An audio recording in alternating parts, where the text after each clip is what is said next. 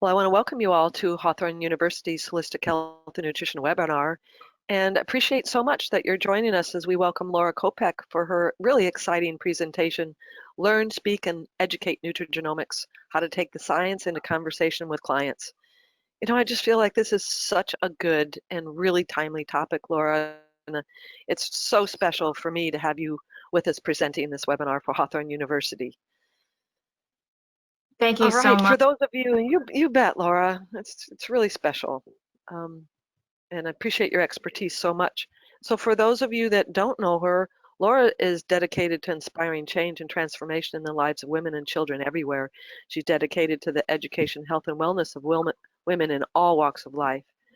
She received her Master of Science in Health and Nutrition Education from Hawthorn University, Master of Arts from University of Arizona, a doctorate certificate in traditional naturopathy, and a certificate in nutritional counseling from Trinity School of Natural Health.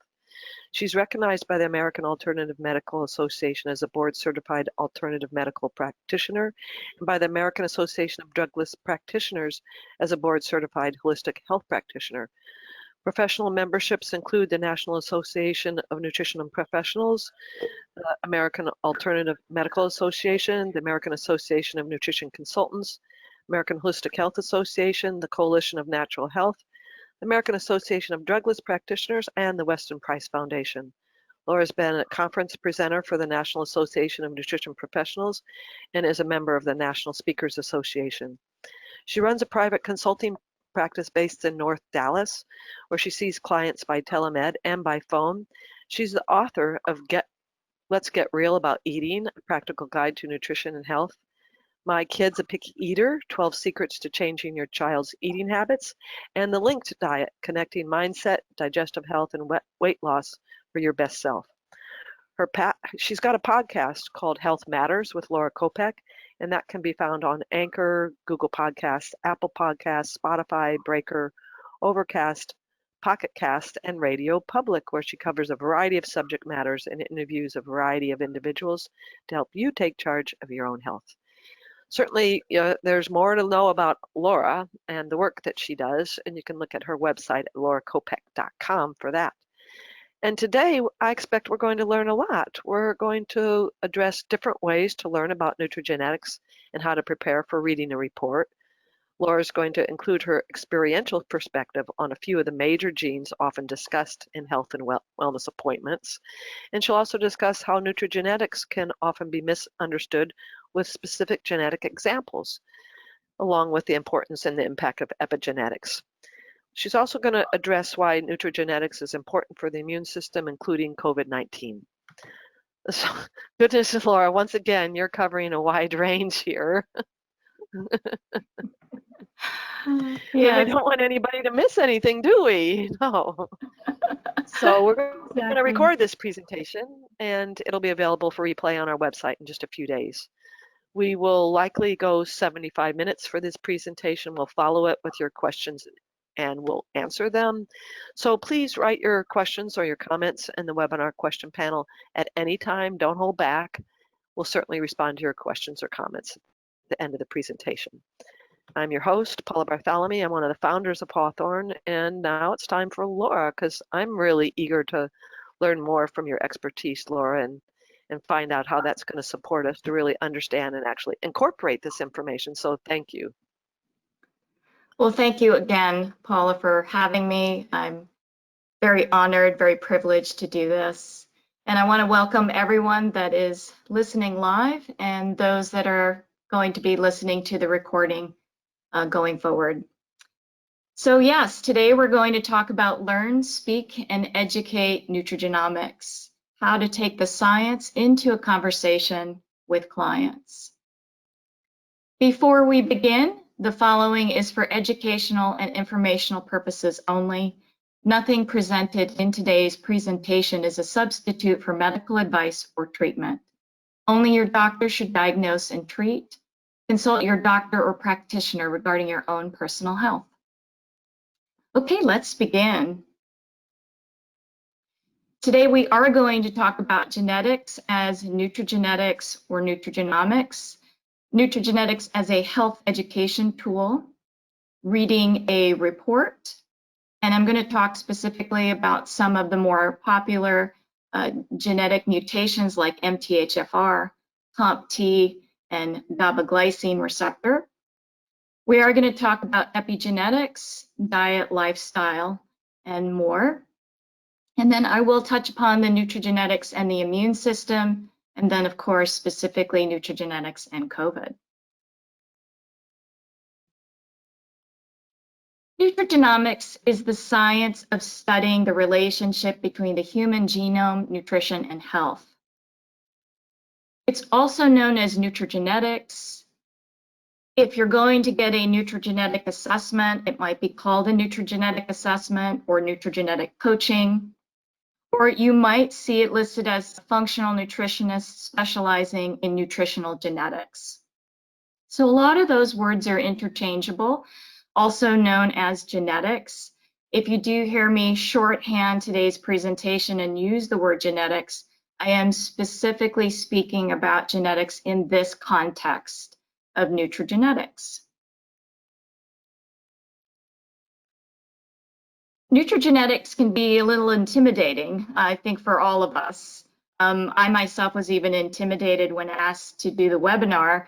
And I think that the reason is because there's a lot of different language and a lot of different professionals that have their own language for speaking about genetics. So there are scientists, they're going to have a very complicated and fascinating way to speak about genetics. And then doctors may also have their own language depending on what field of genetics they are specializing in.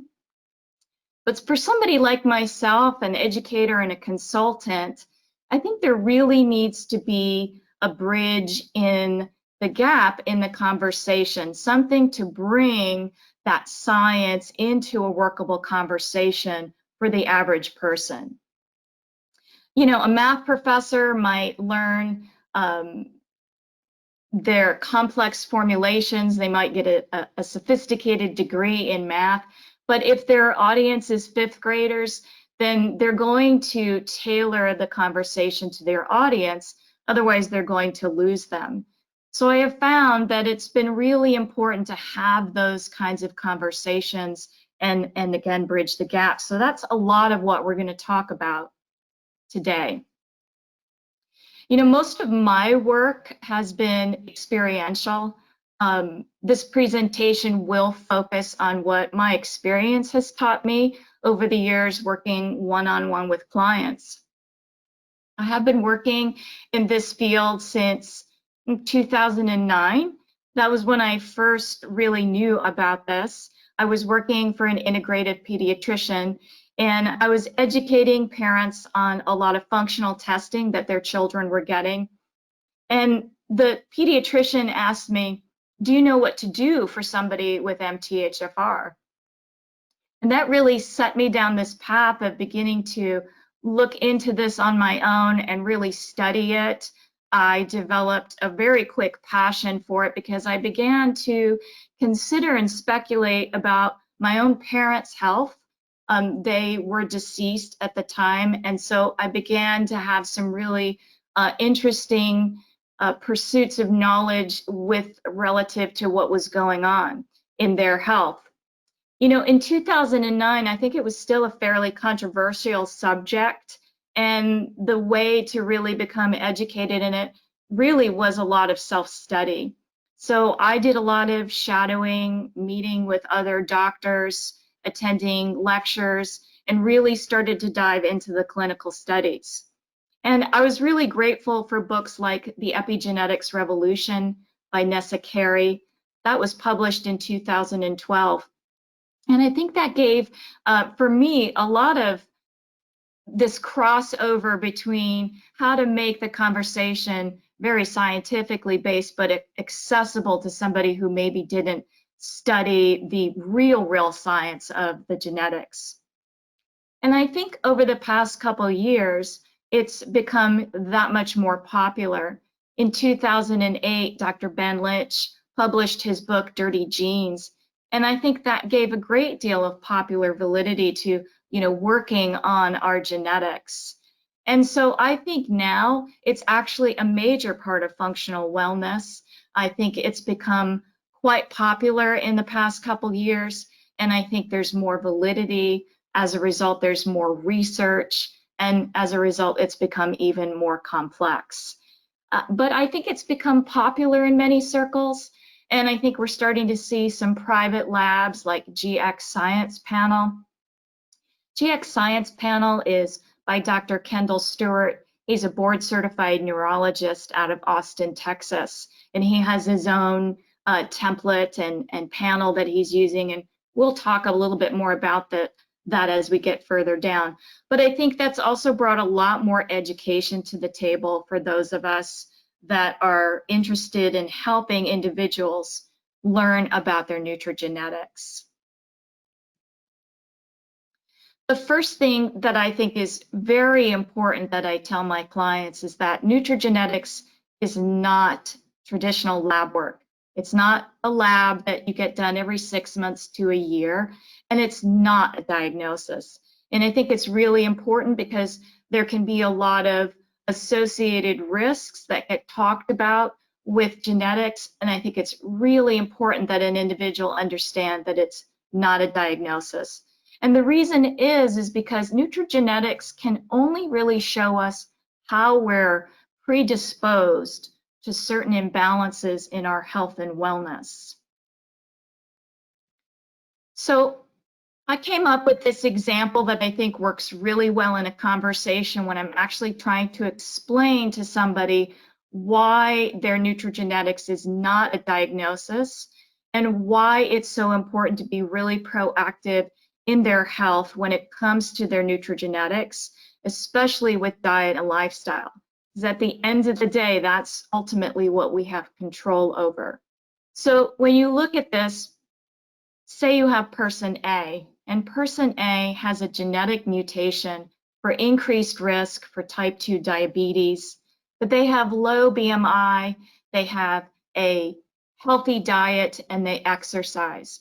This person is minimizing their risk for type 2 diabetes, and most likely if they stick to such a good diet and lifestyle, they're probably not going to come down with type 2 diabetes. But you have person B, and person B does have a genetic mutation for increased risk for type 2 diabetes, struggles with obesity, has sedentary lifestyle, and eats very poorly. That person is really rushing towards their genetic risk factors.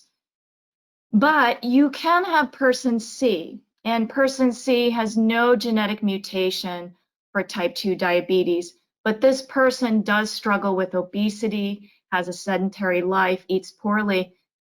That person is also at risk for type 2 diabetes.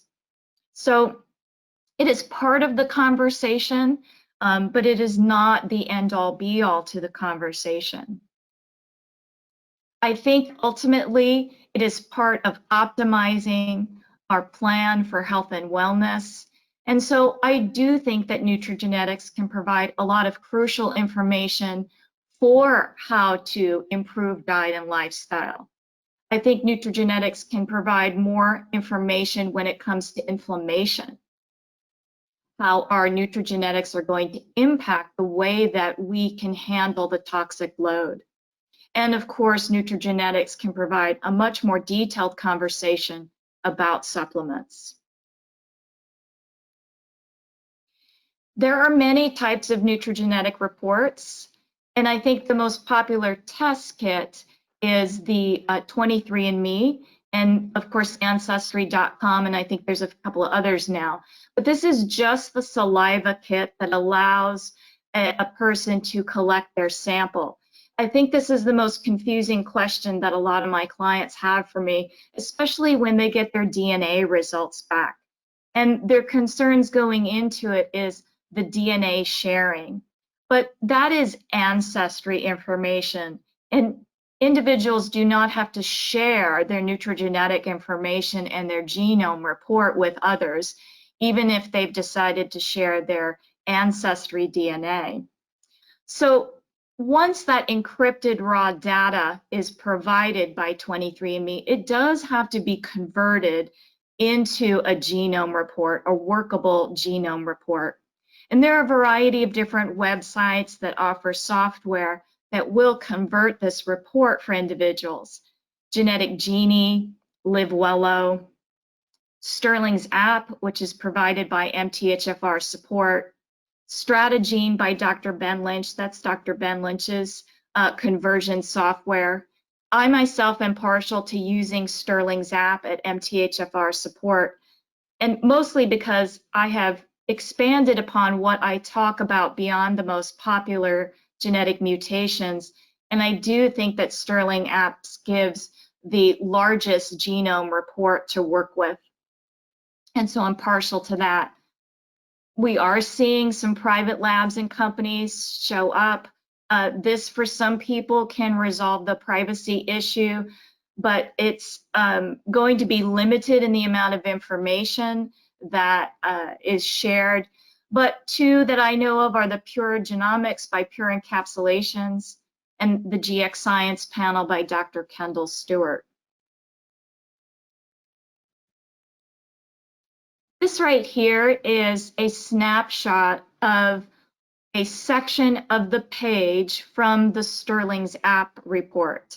So this would be an example of a sample genome report.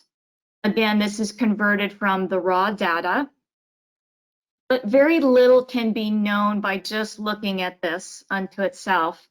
And in fact, when I first started going over these reports with individuals, I found that if I sent this particular genome report to somebody in advance of their appointment to review it, that it actually made them feel very confused and sometimes even with a great deal of anxiety, feeling a little panicked and saying things like, oh my gosh, there's just so many reds and yellows here. What am I going to do? So at this point in my practice, I actually don't give that information in advance of the appointment. I want to present that in the context of the appointment so that I can very quickly tell somebody that what we're looking at is not lab work. It's not a diagnosis. Of course, the most interesting column all the way to the right is the result column. And you can see that they are using traffic light signaling, green, yellow, and red. Most genome reports are using the traffic light signaling. A lot of functional tests use green, yellow, and red as a color code to help clarify. And so within, you can look within the result column, you'll see that within the green, there's going to be 2 copies of each gene, a negative/negative, and in the yellow is a positive/negative, and in the red is a positive/positive. Now, we are born with 2 copies of each gene. There's only one gene that the second copy sits on the female chromosome. So boys and men would only have 1 copy of that particular gene. But everything else is really a 2 copy.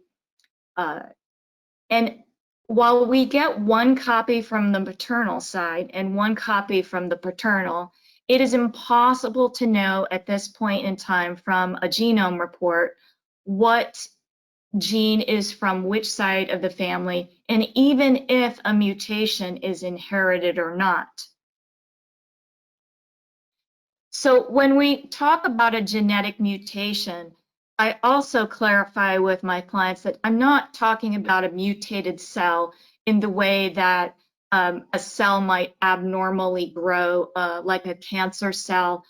We use the term mutation, but what we're really talking about is a single nucleotide polymorphism, otherwise known as an SNP. Sometimes you'll hear it abbreviated as the term SNP. And again, that stands for single nucleotide polymorphism, which is really just a fancy word for difference or adaptation. And an adaptation of a living thing to its environment as it moves through time is really evolution at work. And those adaptations sometimes happen out of necessity as a living thing is moving through its environment. And some of that is incredibly fascinating, how the cell makes these intelligent decisions. And these mutations can carry into multiple generations and impact different generations. One of my favorite studies, I believe, is a Dutch study where they try to identify an obese gene, and they look at prenatal women and prenatal nutrition and how that is impacted through multiple generations. So for example, if a woman while she's pregnant is suffering from malnourishment and the baby inside her is making genetic adaptations to the fact that there may not be enough nourishment going forward, the eggs within that female embryo may imprint themselves with the slowing of a metabolism. And so I think it's a really fascinating science as to why sometimes genetic mutations are imprinted. And there's always two sides to it. But I think too, the biggest misconception that individuals have with regard to their genetics is that all their SNPs are inherited, all their mutations are inherited, because there are many variables contributing to genetic mutations, and those include inheriting, so we can inherit a mutation. But age itself, again, moving through time, is going to have an impact on our genetics. Inflammation, our own toxic load, and how we respond to inflammation, those are going to play a part in how our genetics are moving through time. Even trauma, physical, mental, and emotional, can have an impact on whether the gene mutates. And so what we're talking about in that mutation is basically the gene closes. And if you think about that positive sign as a closed pathway for that gene to work, then that is an easier way to understand the opening and closing, again, that traffic light signaling of a single nucleotide polymorphism.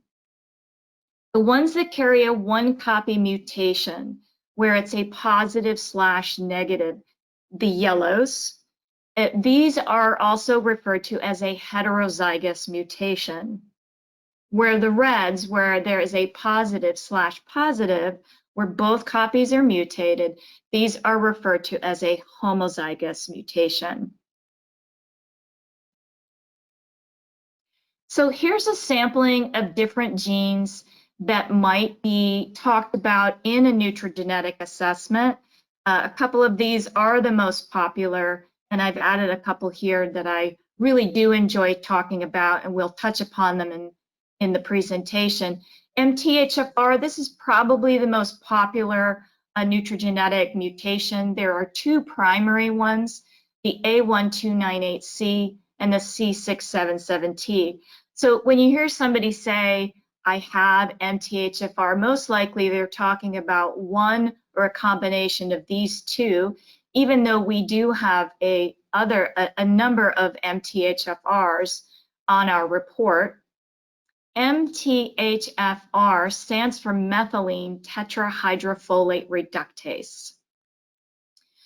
COMT or COMT, those two ways are the common way that they are referred to. Again, there are many catechol methyltransferase genes on the report, but specifically what I do look at and have come to regard as one of my specialties is the COMT that sits on the V158M AA.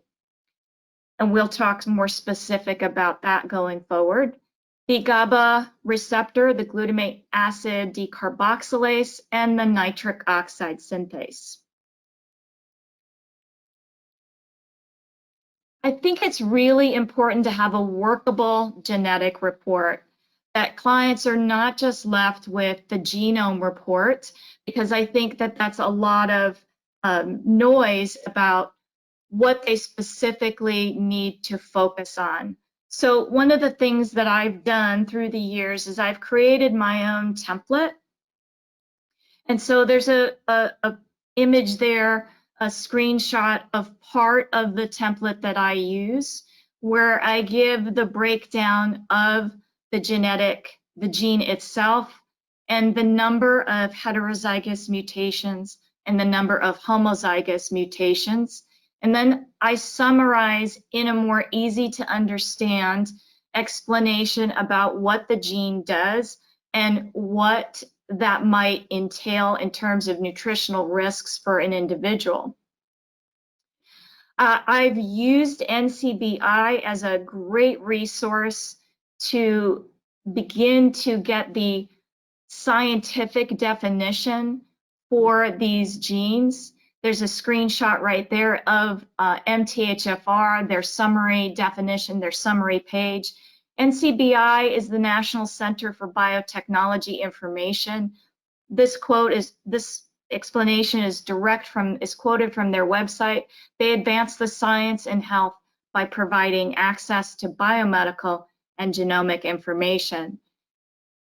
And then I have an example there of one of the GX Science panels, just a little example of what this entails. And what the GX Science panel has done is it has folded both the genome report and a template nutrigenomic report together in one. Dr. Kendall Stewart is trying to make this much more accessible to practitioners and doctors who may not understand nutrigenetics. And I think what he's doing is really an amazing thing. So again, you can see he has shorthanded the name of the gene. He's using traffic light signaling to identify genetic results and mutations. What he also does is he talks about different products that might be useful when there is a genetic mutation.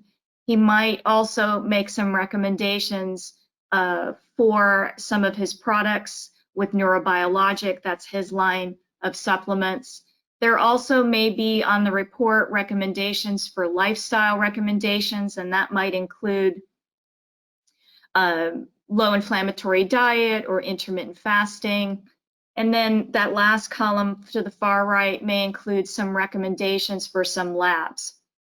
It's a very generic template. It does still require a practitioner's interpretation of it because it's not necessarily as customized as you might want it to what is going on in somebody's health. And also, it is not going to be specifically Dr. Kendall Stewart's recommendations. But I think it is a powerful, another resource for doing nutrigenetic testing. The science of nutrigenetics, you know, if you do read to a client that summary from NCBI, again, let's take a look at the MTHFR, what that summary says. It says the protein encoded by this gene catalyzes the conversion of 5,10 methylene tetrahydrofolate to 5-methyl tetrahydrofolate, a co-substrate for homocysteine remethylation to methionine. Genetic variation in this gene influences susceptibility to occlusive vascular disease, neural tube defects, colon cancer, and acute leukemia, and mutations in this gene are associated with methylene tetrahydrofolate reductase deficiency. Now, if I read this just like that to my client, I can predict that the takeaway that they might hear from hearing that is, oh my gosh, am I going to get colon cancer? Or am I going to get leukemia? And so I think it's, again, really important that we can have a conversation about what this really means. I do think it's important to focus on the risk factors that we can control through diet and lifestyle. I think there is common information linked to MTHFR for things like type 2 diabetes, cardiovascular disease with elevated homocysteine levels, thyroid disease, rheumatoid arthritis, chronic fatigue, even gluten sensitivity. So I think those are really important to bring into the conversation because that allows you to have a conversation about the importance of diet and lifestyle and the things we can control versus the things that we can't control. I do want to say that there are some misconceptions that my clients often bring to the table when they learn they have MTHFR. They might say this in a follow-up or come back for a specific appointment with this precise thing, is that they say things like, well, I heard I can't fly anymore because I have MTHFR, or I heard I can't get dental work done. And so I think there's a lot of really confusing information out there that has to do with these things right here, right? The science of MTHFR, the common risk factors that are associated with it, what is at stake in terms of diet and lifestyle, and what are some of the misconceptions that somebody might hear if they were to get into a chat room or Google MTHFR. So I've developed an educational strategy for communicating nutrigenetics to my clients, and those strategies have moved into the way I even talk about other things, and we will touch upon that. But it has become a very successful strategy. And so I've been using analogies to teach nutrigenetics, and it brings a conversation into a very easy to understand way for my clients to wrap their brains around what's going on and really have a tangible understanding about their own health when it comes to nutrigenetics. So my favorite analogy for methylation is this one here, that methylation is like a highway system. If you look at the simple definition for methylation, it's adding a methyl group to a molecule, which then allows the body to do most of its processes. And that's a very oversimplified definition, but that's still going to be lost on the average person.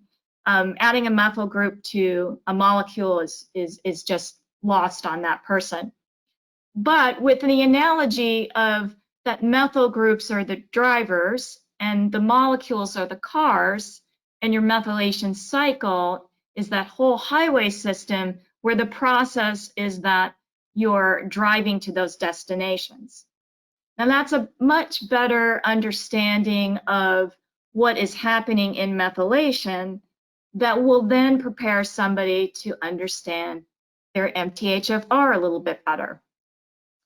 And so I love the analogy of looking at MTHFR as this traffic jam where that on-ramp is basically closed. So that closed mutation in MTHFR is when digested folate cannot get to or become methylfolate. And then there's a chain reaction that happens where homocysteine might build up, can't become methionine, which affects SAMe. And at the end of the day, individuals with MTHFR, they just want to know why they're overly sensitive or constantly inflamed. But if they understand that there's this congestion and this traffic jam happening, then you can take them through the understanding of why it's not just about methylfolate. When I talk about MTHFR, I find that it's been really important to talk about it as more a system in balance, and that it's really important to talk about both diet and supplements. This is my favorite picture right here, this cartoon, because I love that we could have this congested traffic jam and that the on-ramp may be closed, but we could use methylfolate to open up that on-ramp and flow traffic. But we still need to regulate the flow of traffic. There still may be a lot of congestion. So when taking methylfolate, might be really important to explain or look at the amount of methylfolate that somebody can take, because we don't want to necessarily just open the floodgates and send a tremendous amount of methylfolate into their highway system if their body isn't really equipped for that. Also, when flowing that traffic, somebody with MTHFR taking methylfolate, they may not have their constipation relieved. They may find that they have some improvement in anxiety, but it does not take away all their anxiety. They may have sleep issues that are certainly not going to be resolved with taking methylfolate. and their food sensitivities probably won't go away with taking methylfolate. So using an analogy like this helps somebody understand why their MTHFR is going to have more of a systemic effect. So I do think it's important to have some big picture ideas about MTHFR. And the first thing is that whole bonfire, the inflammation, where addressing that particular gene and the methylfolate may not be the solution. And again, jumping in with methylfolate, especially in high amounts, might backfire. That might look like oxidative stress down the line. That might look like, you know, a NASCAR race when you really need to flow traffic really smoothly. I often find individuals that have compromised methylation, they're going to have issues with other methyl factors that may or may not show up on their nutrigenetic panel. They may have issues with other amino acids. If their anxiety is present, it's not all going to be about MTHFR. If their nutrigenetic panel shows that they also have imbalances related to serotonin or dopamine or detoxification or their immune system. The gut is very, very important when looking at MTHFR. I think it's really important to prioritize those imbalances. So for example, if somebody has 3 major issues that float to the top where their gut is imbalanced and they might have sensitivities to certain foods, they might have anxiety, they might also have insomnia. Again, it's really important to prioritize the gut because you want to lay a really nice train track before you run that train through. Make sure you're doing all those highway repairs before you open up that on-ramp and send that traffic through. So I think it's really important that gut health is that underlying foundation underneath addressing methylation. And then, of course, again, it is really important to talk about those increased risks that we can do something about with diet and lifestyle, and that's type 2 diabetes, heart disease, preventing rheumatoid arthritis, addressing thyroid imbalances. And if there is an individual who comes to me with fertility issues, and that's part of why their nutrigenetic panel was done, then again, making sure that everything for their whole body to work really well is a really important conversation to have. Okay, let's shift gears here.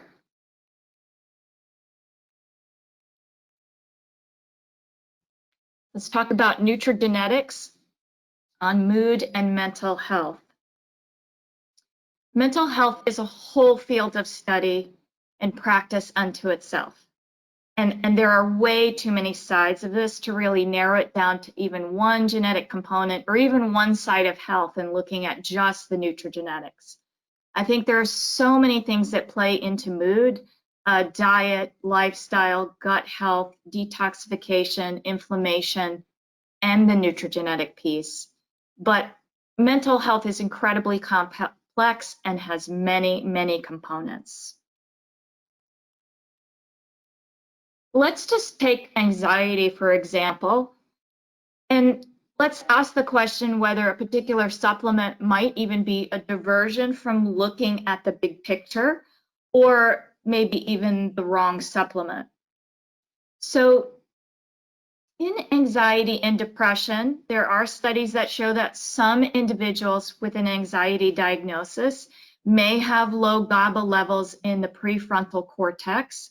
But again, anxiety is a complex disorder. There could be issues with dopamine and or serotonin, or that delicate relationship that happens both between serotonin and dopamine, that seesaw that has to be really kept in balance. So I think there's multiple imbalances that are looked at when somebody comes with that diagnosis and they want to do more for their health. So I think there's multiple factors to consider in a health and wellness plan.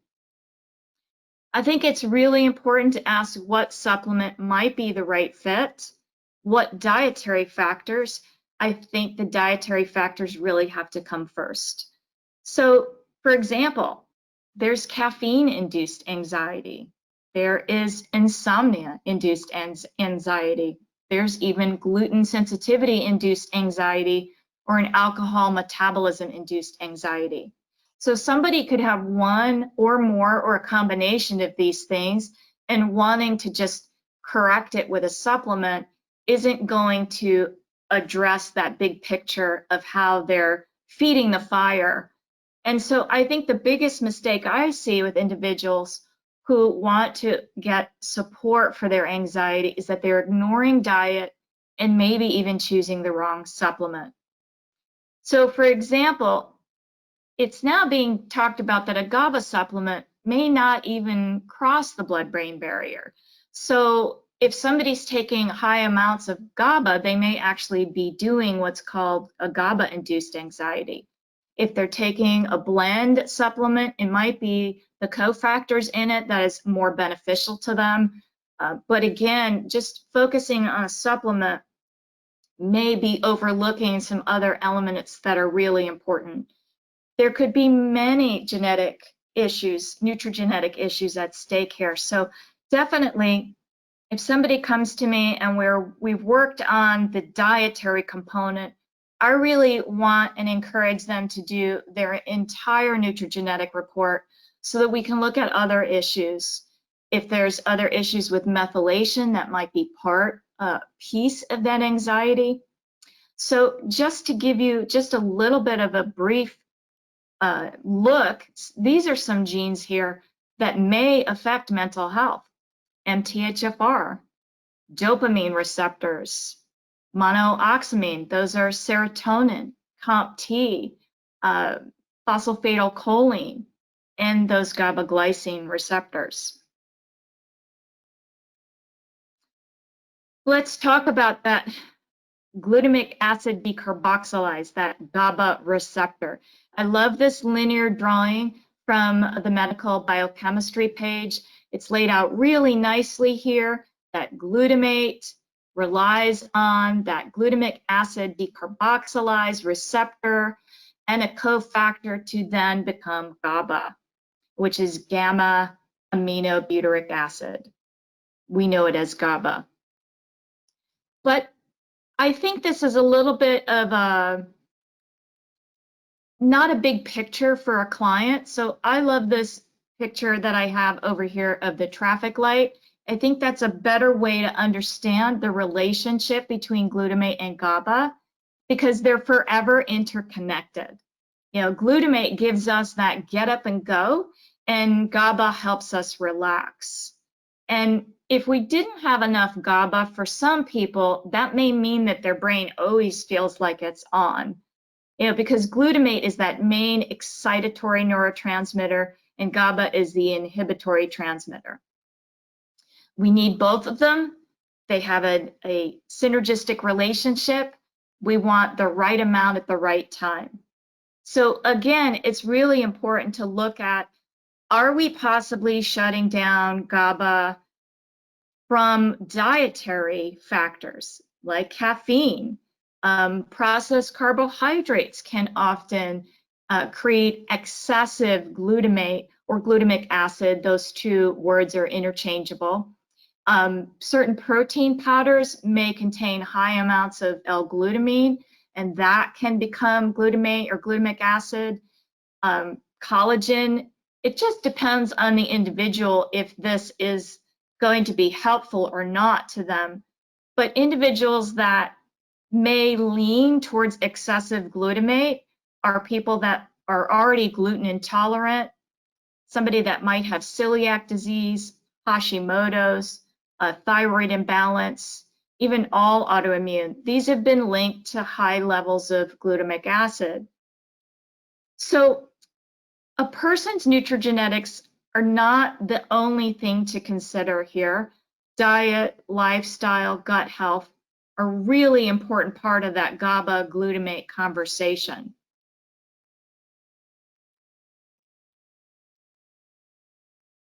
I think that when you see somebody who might have too much glutamate, again, either in their diet or having trouble with that conversion.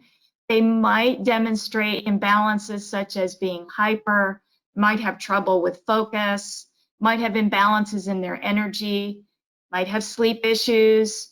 It could be insomnia, but too little GABA may look a little bit different, but again, these two could be overlapping. They might be frequently stressed, overwhelmed often, sometimes overstimulated. So what are some choices for balancing this out, even when there are those receptors that look like many of them are closed? Well, I would make that recommendation to avoid things that reduce GABA in the body, like caffeine, sugar, processed carbohydrates, even alcohol, depending on the individual.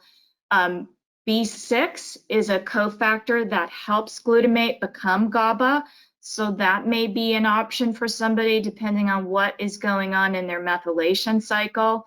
But taurine also will activate those GABA receptors.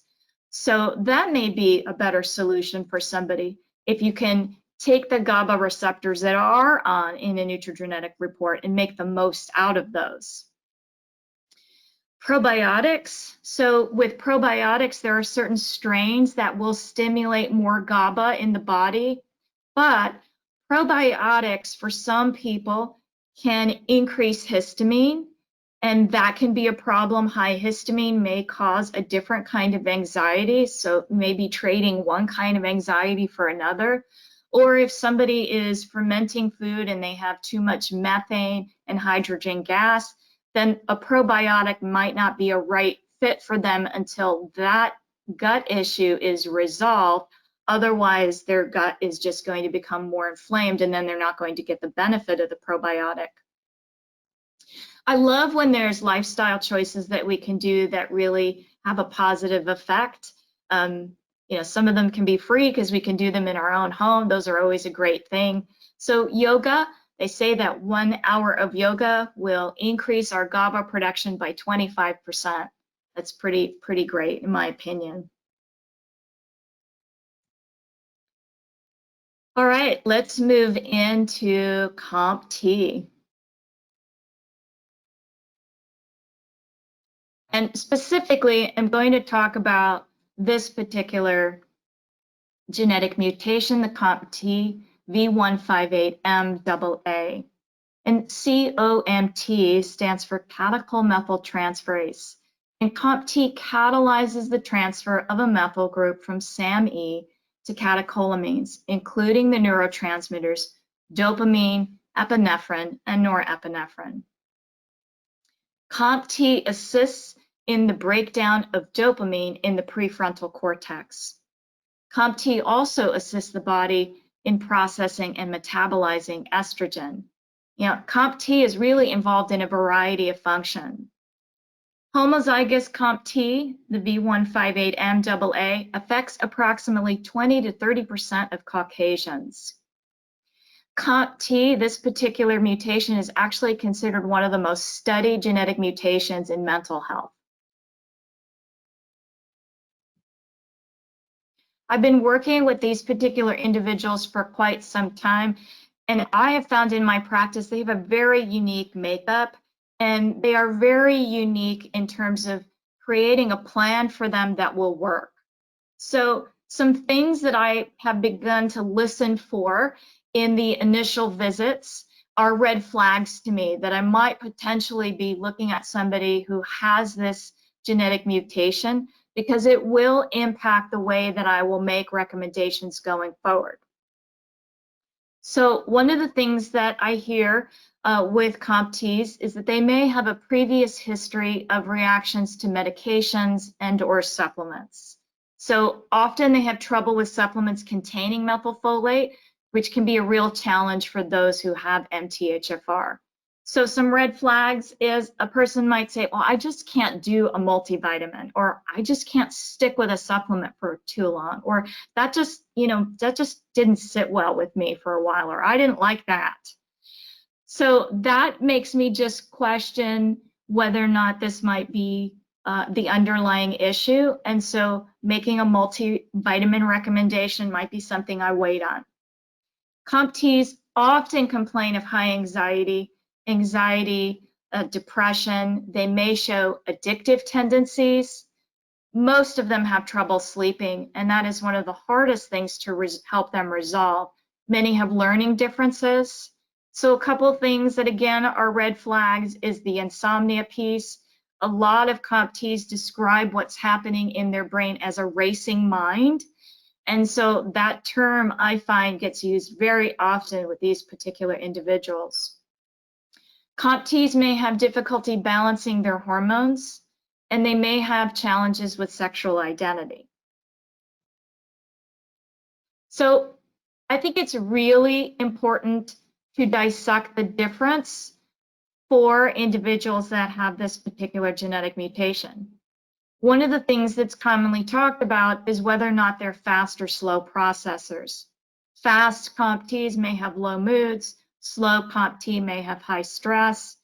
But in my practice, in my experiential work with these individuals, they often will teeter between both of those things. So it's really hard to identify whether they're completely fast or completely slow. I do think that most of them are in a state of fight or flight. And while they are continually jockeying between that fight or flight, and they're constantly in that state of being overwhelmed, I think this can create a lot of adrenal fatigue for them. But I think it also impacts the way that they respond to supplements, foods, other things. So that fight reaction is that adverse reaction to a supplement, where the flight might be that they're not seeing enough benefit to a supplement. And that can be very challenging to resolve. And I always find that I need creative plans in working with these individuals. So I've come up with this language to speak to them, to help them understand how they need to approach supplements, not just the way that I will help them approach their supplements, but if they decide to do a supplement with somebody else or going forward. I think it's really important that they understand they can have these kinds of reactions to pharmaceuticals as well. So having this conversation with their doctors that they might be really sensitive in the beginning. So the first thing is to always rule out if there's an adverse reaction. And when I say adverse, it might not necessarily look like an allergic reaction, but it might be something where they say, well, that just feels really weird. I definitely hear that adjective used a lot. Or it might be the opposite to what the expectation was. So an example of that might be somebody that takes melatonin and then they actually have worse insomnia. That actually I see pretty often, or an amino acid actually cause anxiety instead of calming them down. 5-HTP is one typically that is a precursor to serotonin, and some people use that to calm down, but I find in a lot of COMTs that I've worked with, it can actually create anxiety. So going super slow in a supplement with almost a microdosing to make sure that they're not going to have an adverse reaction. Then once that's ruled out, we have to look at whether or not there's going to be any benefit whatsoever. So an example might be, well, I took that and it didn't work at all.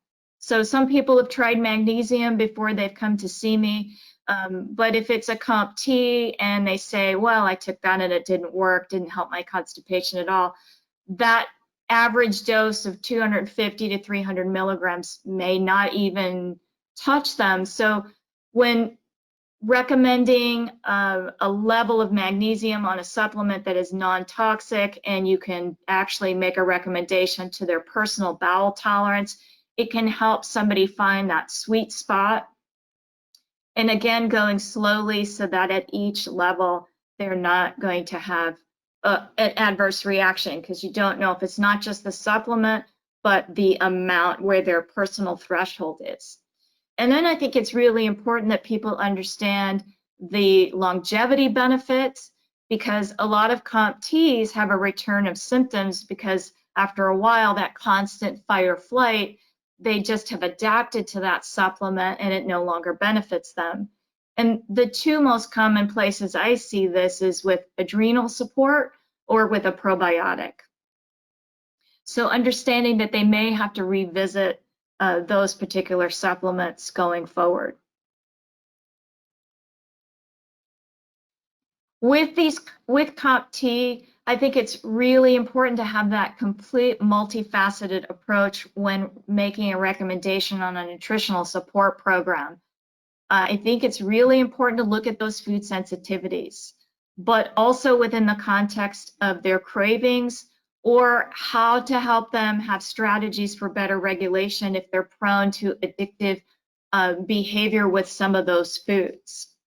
I think it's important to, again, take those very strategic steps when it comes to supplements. When is a multi appropriate? It may not be. They may need something completely different. Trace minerals, can they do methylfolate? Do they have to do it in real significant microdosing until they can acclimate to it? Or maybe they need something creative and alternative, like a desiccated liver, to just help them methylate a little bit better. Adrenal support can be very, very tricky to find the right support. I do think that COMTs definitely need it with that stress on their adrenals with fight or flight, especially women that are of adult age that are starting to have hormonal imbalances. I think it's really important to have that adrenal support. But again, it can be really tricky because it can create too much of a fight or flight for them. So being very, very careful. Sleep issues, again, can be one of the most challenging issues to help an individual come up with a working strategy. I think the biggest thing is to identify whether the issue is with getting to sleep or staying to sleep. I think in general, there's a lot of misconceptions when it comes to sleep because I see it as really more a state of being, we're either awake or asleep. And so there's a variety of different nutrients that impact it. People are quick to jump to the idea of melatonin, but core body temperature, glycine, dopamine, cortisol imbalances, like there's so many different things to really look at when somebody has sleep issues. And I think it's really important to educate and expand and consider the possibility of doing a multifaceted approach that even goes outside of nutritional support, such as cognitive therapy, counseling, maybe neurofeedback or acupuncture, if they're open or that seems like the right next step. Because I think it's definitely too easy to just narrow our vision when it comes to nutrigenetics as just these supplements that we can take. I think it's really important to think about the big picture, which is the epigenetic factor. And epigenetics isn't just those variables that cause a gene to close or not function in the long run, but the way that our genes are responding day to day, hour to hour. And so they are going to be responding to a lot of different things as we move through just a 24-hour period. I think the epigenetics as a piece of our puzzle is just as important. Ultimately, our health and wellness depend on it. So again, I think it's too easy to narrow our focus once we get genetics to just really fixate on that and say, oh, well, it's all about my genetics. My genetics made me do it. But our health and wellness is not solely about our nutrigenetic mutations. Again, the way that we're going to impact it day to day, but even the ones that are homozygous, to have this idea that red is just all bad, our genes are not really in black and white. So I think it's not positive and effective to just say, well, that's really bad. Because there are always an upside to the downside, the duality. And I see this in working with individuals. So COMTs might have higher stress levels and adrenal fatigue, but I've seen these individuals to be some of the most intuitive, smart, clever, and social people I've had the pleasure of working with. So yeah, definitely let's talk more about these epigenetics and how that it is really important that we think about different factors that play on our genetics day to day, that those are just as important as the permanent closures. So when we talk about the day-to-day impact on our nutrigenetic expression, this is what we're talking about here. We're talking about diet and lifestyle, that nutrition component, foods that actually contain DNA, foods that contain DNA are going to be much more user-friendly to our own DNA.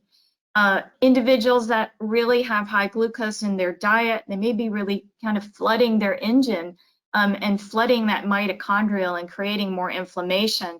And that's going to wear on the way our genes are expressing themselves day to day. Chemical ingredients, if someone has a high amount of mold toxicity, if somebody's struggling with high histamines, that might all have an impact on the way that our genes, even the ones that are open, are performing on a day-to-day basis. We still really are what we eat. Stress management is really important. I think breathing is really considered such a simple thing and not given enough value. But when we don't breathe deeply, when we shallow breathe, which is a common thing to do when we're under stress, we're actually sending that fight or flight signal to our brain, and then our body thinks it's under attack, and that may even impact our immune system. So it's really important to think about the way that we're strategic in just something like breathing and the little things we can do to have a positive effect on our stress management, which again is going to impact our nutrigenetic day-to-day expression. Anxiety, there's forms of anxiety that are actually considered contagious. If you're interested in more about this, Dr. Brené Brown, she's a very popular social psychologist. She talks about the contagiousness of certain anxiety, because we can feed our brain, and it's really important to consider how we're feeding our brain, and not just the way we feed our body and the impact that will have on our brain, but the way that we're actually possibly overwhelming ourselves, overstimulating ourselves, amount of screen time, the things that we're looking at on the screen. If we're, again, overstimulating ourselves, that is going to have an impact on our health. Late night eating, I think this is something that we don't really understand how detrimental that could be.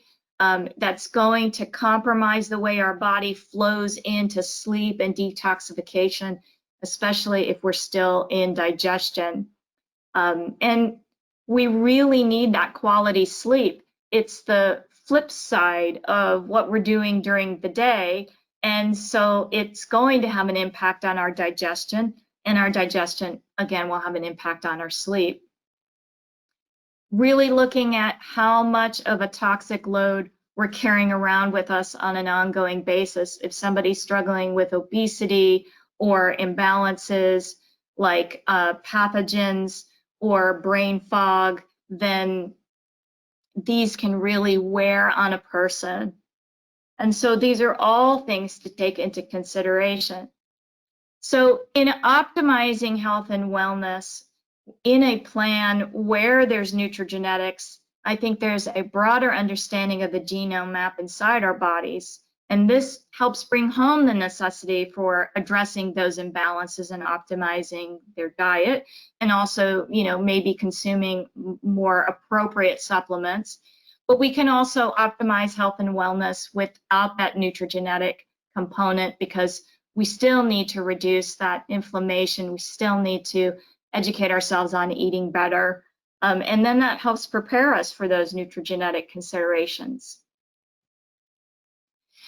So let's get into the immune system a little bit here.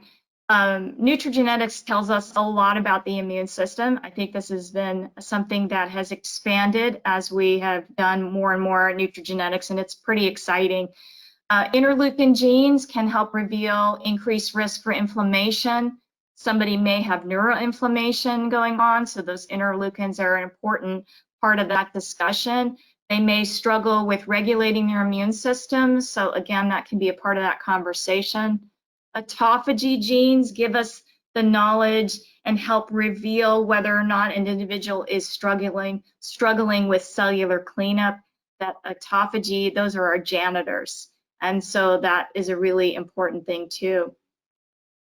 Glutathione, other antioxidant genes, they may reveal potential risks for processing those antioxidants, and that's going to be an important impact on somebody's detoxification. And then brain detoxification, brain-derived neurotropic factor, the APOE epsilon 2 and 4, those are going to identify potential risks for reduced cognitive performance, and so it's going to be really important to focus on how that brain is detoxifying. But I also think it's really important to have a really great workable conversation for the immune system. And I have found that this has worked really well, especially in today's day and age where we're really afraid of how our immune system might be.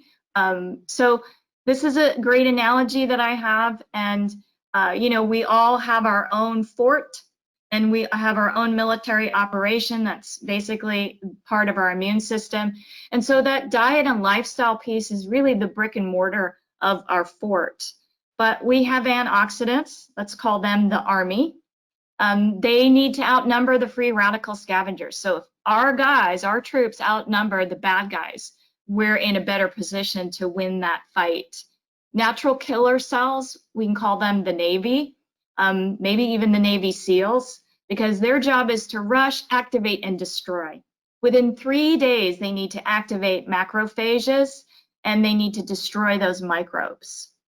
And those macrophages, the Marines, those are those special white blood cells, and their job is to secrete, engulf, and digest those bad guys. And then we have things like cytokine.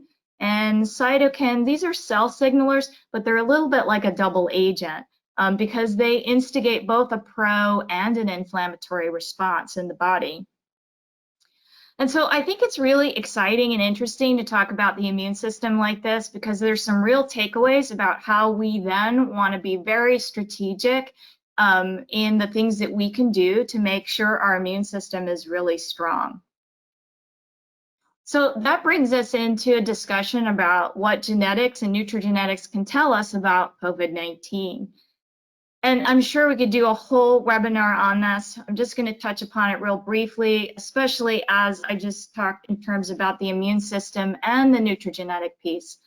But if you see the drawing all the way to the left, this is the actual genetic makeup of the novel coronavirus in relationship to other genome mapping of other viruses. But what I'm talking about is what happens when a particular virus enters the body.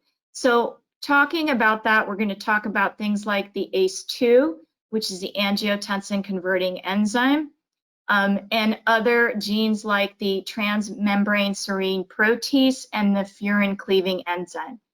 So if the angiotensin converting enzyme is that entrance, that tunnel, that moat into the fort, and then once the invader enters the body, it's going to basically hijack these particular genes, the transmembrane and the furin, and it's going to cleave to those and hijack them. So they'll basically become prisoners of war, and then the virus will be in a position to replicate itself. So I love this picture here about how COVID enters the body through those ACE2. You can see it right there. I think the science is awesome, but this is lost on most people, including myself. To me, it only looks like Pac-Man from the 80s. I don't know if anybody else sees Pac-Man when they look at this. But I think when speaking directly to a client who has tremendous anxiety and fear of how COVID might react in their body, I think it's really important to help somebody understand the things we can control and how to strengthen our own immune system, which is strengthening our own military and our own forts, doing as much as we can for our own immune system so that we're the best versions of ourselves we can be. Sterling's app has actually come out with a nutrigenetic COVID assessment.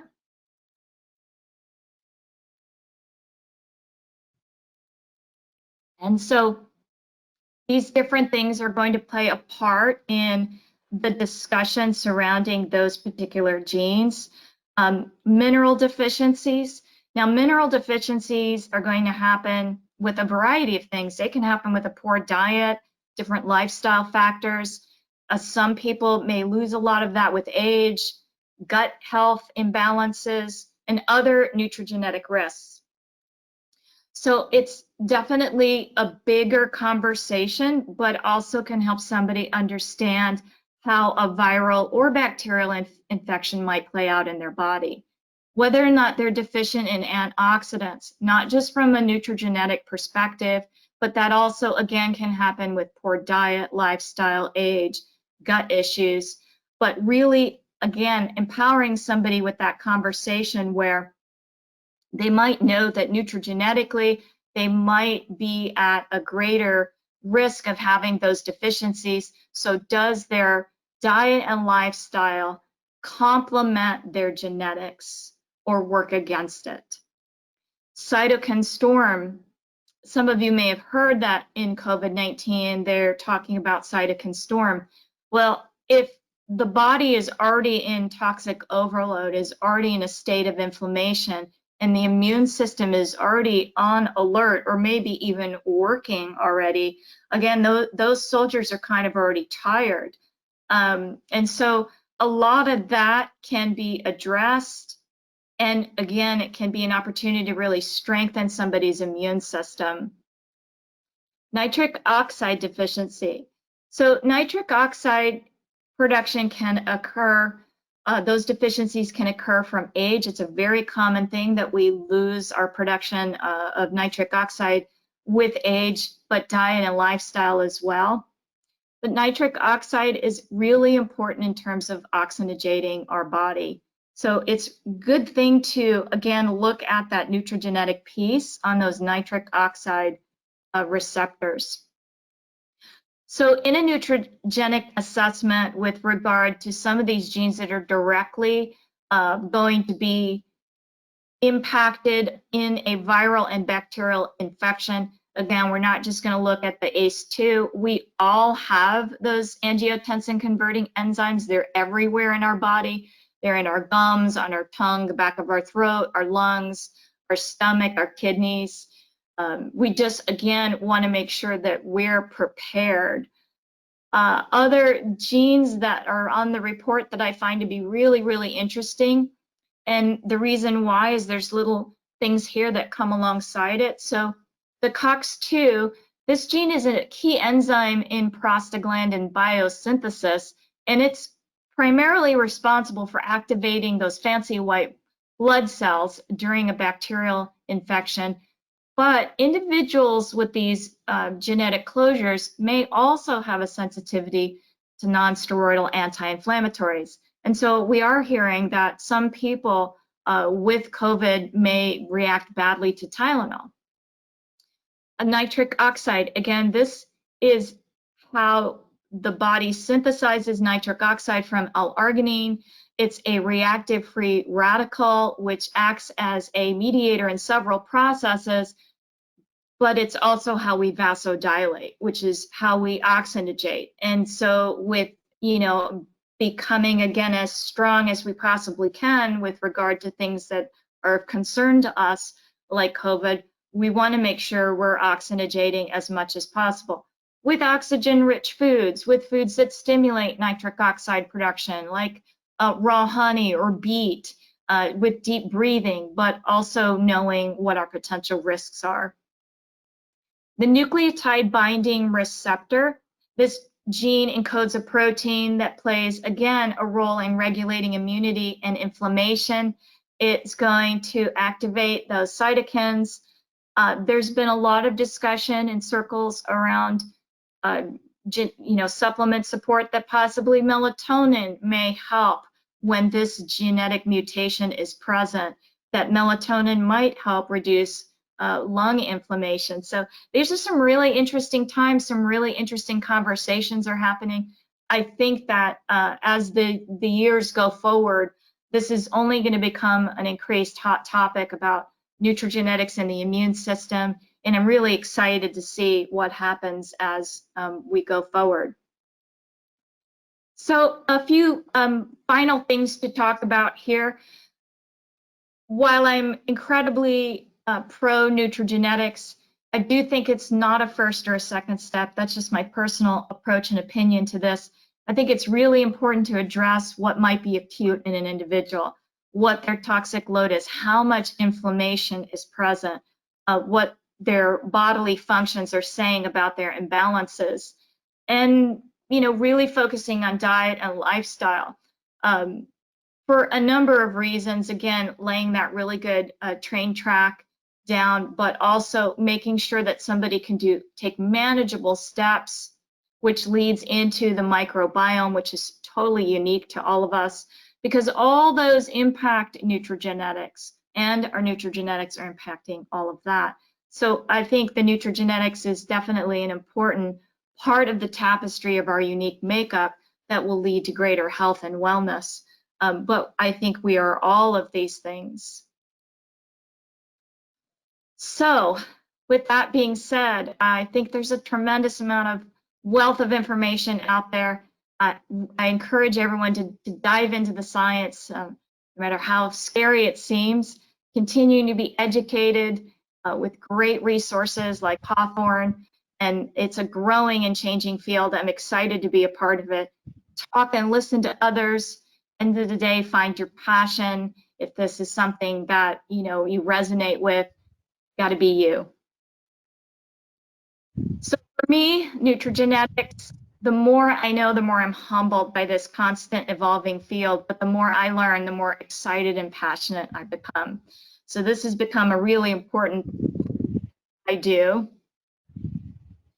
Here's a great resource page for you. There's some great information, a lot of easy to understand stuff right here. So I hope you find that this is beneficial. I think the blog that Pure Encapsulation has is a fantastic, easy resource. You put in after the SNP peak any genetic mutation, and it'll pop up there. So I think that that's really exciting. And I think within some of these websites, there's just really great articles about expanding our understanding about nutrigenetics. Thanks so much, Laura. Wow. Thank you. I learned so much. I've listened to a lot of talks on nutrigenetics, and saying this was top notch. It was so easy to follow you and understand, and your direct application examples were just stellar. So I'm super excited by the people that are on the call live here this evening, and really invite you to participate in this conversation. And now's time to ask questions and to comment. Anything that you have on this topic would be certainly welcome. Wondering about one of the questions that we have is around too much glutamate. And on that slide, you mentioned probiotics might be counterindicated of that, especially if there was a high histamine level. What is it about probiotics, particularly, because it came up on a few slides, that would be of concern to use? Yeah, I think that probiotics has become an amazing and fascinating field, and there's all different kinds of brands and all different kinds. And I think that if, for some reason, some of those strains, if somebody is predisposed to high histamine, which MTHFR can be, people with different kinds of digestive imbalances can be. And if they generate high histamine, if they have skin issues like eczema, if they have MTHFR, then adding probiotic into the equation where some of those strains just might release more histamine just might be much more problematic. So when there are probiotics that say they help mood, and you have these particular strains that might stimulate more GABA, I think it's really important to also look at somebody's gut health, because if the histamines haven't been brought into control, or if they have SIBO, small intestinal bacterial growth, and they are generating too much methane and hydrogen, that also can create a scenario where a probiotic might backfire. It might bloat them more. It might make them feel that much more unsettled. And so you're not going to get the mood regulation with the probiotic, with the gut-brain axis that you hope to, if there are underlying gut issues that haven't been resolved first, like histamine buildup or methane and hydrogen. And what about prebiotics? So prebiotics, the easiest analogy I have for probiotics and prebiotics is that probiotic is the seed to grow the lawn, and prebiotics is the fertilizer. So we only really fertilize our lawn a few times a year, unless somebody is predisposed to not being able to hold on to their good bacteria. Sometimes a stool analysis will reveal if somebody's been taking something and then it's just not showing up. Or if they have the FUT genes, if those are mutated, that may indicate that somebody has a greater need for prebiotic on a continual basis, because they may not hold on to their good bacteria on an ongoing basis. I see with clients often that once they latch on to a supplement, that this is it, right? This is my savior. And no matter what, they keep taking it for years and years, perhaps. But I'm really big on supplement diversity and supplement rotation. Yes. And moving things in and out. How about you? What do you have to say about use of supplements? Yes. Yes, absolutely. Especially like talking about probiotics, right? I think it's really important to inoculate our gut a couple times a year with soil-based organisms, and then, prebiotics. But I do think our bodies do adapt. So if a probiotic is just the same exact, we were originally meant to live off fermented food. We were meant to consume bacteria in a natural state where it's constantly evolving and changing. And, the convenience of refrigeration is great, and not everybody wants to ferment their food from scratch and only live off that through the winter. But again, if you're taking the exact same thing and you're not giving your military enough drills and shaking things up a bit so that we keep a lot of that immune system very alive and very ready. Yeah, with diet, with supplements, with lifestyle, all of it has to support ourselves. Of the 3 primary SNPs that you reviewed here today, what if somebody, do you see somebody that has all 3 of them? Yes. Mm-hmm. Yeah, definitely. When they're homozygous for the COMT, my approach is that's the set of glasses you put on that you view everything else from. That is because their bodies can always be in fight or flight. They may not tolerate methylation. So that has to be the funnel or the glasses that you look at everything. It's the conversation starter. In fact, just had a conversation this morning with a client revisiting and saying, yes, just remember that's your COMT where you're going to have that adverse reaction, or yes, that's COMT where that's not working for you anymore.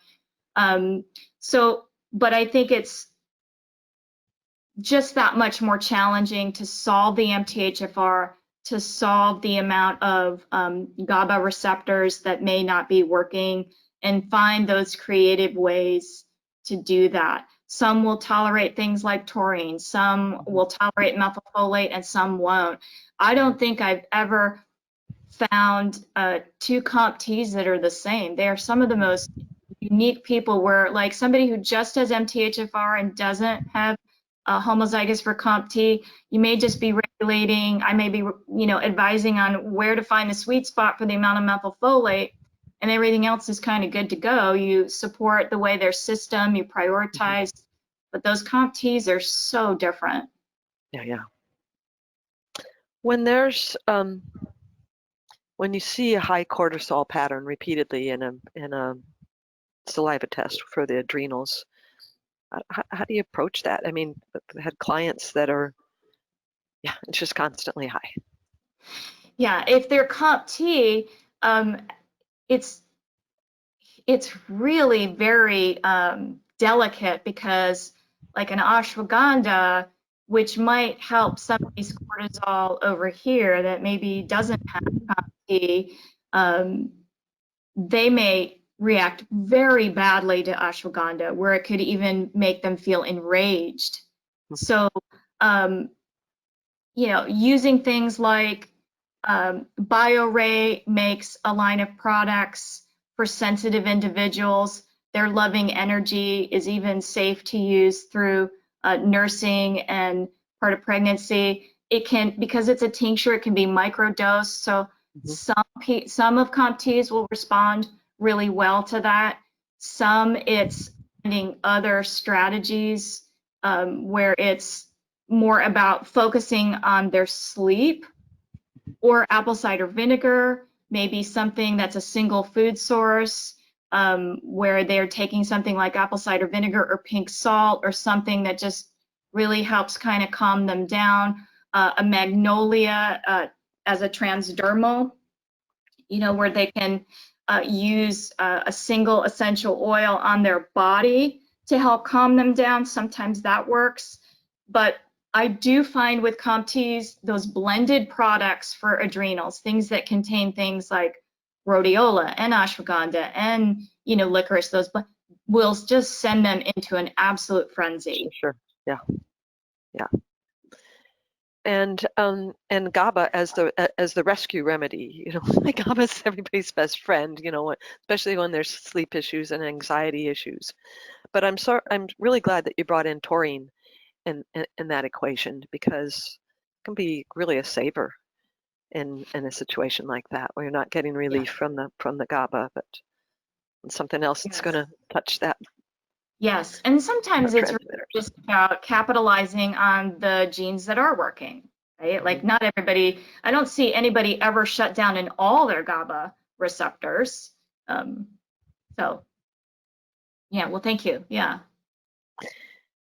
And thrilled that you brought Brene Brown into this conversation too. Really, if you don't know Brene, then check her work. She's a piece of work for sure. Yeah, she is. She's pretty awesome. She's from Texas. She is from Texas. Texas women speak their truth. Yeah, learn to speak hers, absolutely, and encourage us to speak ours as well. Yeah. All right, I think that's the end for our questions for this evening. So I want to remind everybody that we recorded this, and I'm so glad, because it's worth listening to a few times. I'm going to signal it to be included in curriculum. I think that it's that valuable for people to learn from. There's going to be a survey to fill out after the webinar ends, and I'd really appreciate your filling it out, taking the time. It's short, and it really helps me to have your feedback and comments about this presentation. And what's next? Our next webinar isn't until November 17th. It's with Dr. Beth O'Hara. She's going to be addressing mast cell activation syndrome and how we slip through the cracks with that one and what all we can do about it. It's a great follow to this. Typically, November 3rd would be our next webinar, but that is election day, so I encourage us all to get out and vote. It matters so much. And our next All About Alumni graduate interview series continues on Wednesday, November 4th. We have Debbie Bachhold. She's a 2-program graduate from our WISE and MHNE program. She's going to be presenting on her postgraduate activities and accomplishments. So I hope you'll tune in for that.